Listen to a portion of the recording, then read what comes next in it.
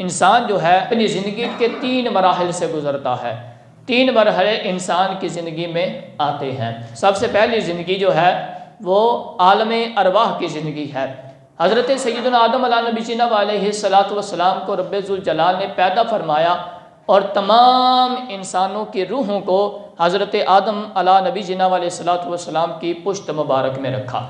تو روح کی پیدائش سے لے کے اس کے بدن میں آنے تک کی زندگی یہ عالم ارواح کی زندگی کہلاتی ہے۔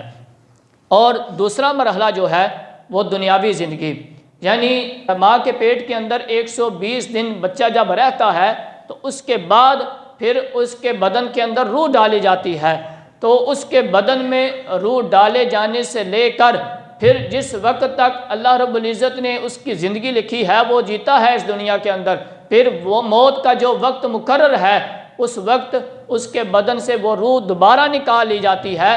تو بدن میں روح ڈالے جانے سے نکالے جانے تک کا جو وقت ہے اس کو کہتے ہیں دنیاوی زندگی۔ اور تیسرا مرحلہ جو ہے اس کے بعد برزخ یعنی موت سے قیامت تک اور پھر آخرت کی زندگی ہے۔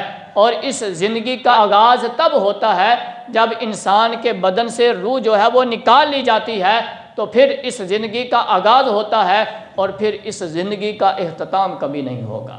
یہ انسان کی زندگی کے 3 مراحل ہیں، ایک ہے عالم ارواح، ایک ہے عالم دنیا اور ایک ہے عالم برزخ۔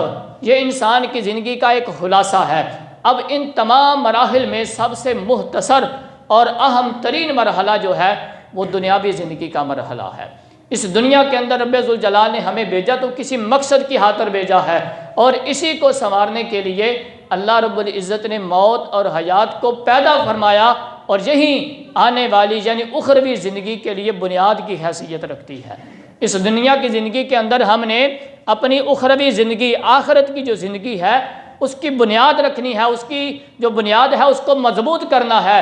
اللہ رب العزت نے قرآن مجید کے اندر ارشاد فرمایا الذی خلق الموت والحیات لیبلوکم ایکم احسن عملا، وہ خدا جس نے موت اور حیات کو پیدا فرمایا تاکہ وہ تمہیں آزمائے کہ کون تم میں سے سب سے اچھا عمل کرتا ہے۔ اب عالم ارواح جو ہے، جب انسان ابھی حضرت سیدنا آدم علیہ نبی جناب علیہ السلام کی پشت میں تھا تو عالم ارواح جو ہے اس میں انسان کو نہ تو کوئی اختیار تھا اور نہ ہی اسے کسی طرح کے احکامات پر عمل کرنے کا حکم دیا تھا، لہذا اس کے بارے میں گفتگو کرنے کی ضرورت نہیں ہے۔ لیکن اس کے بعد کی جو زندگی ہے، چاہے وہ دنیاوی زندگی ہو یا اخروی زندگی ہو، وہ آخرت کی دائمی زندگی ہو، لیکن یاد رکھیں وہ دنیاوی زندگی ہو یا آخرت کی دائمی زندگی ہو، اس کا حسن، کامیابی اور سکون صرف اور صرف ایمان کے ساتھ ہی حاصل ہو سکتا ہے۔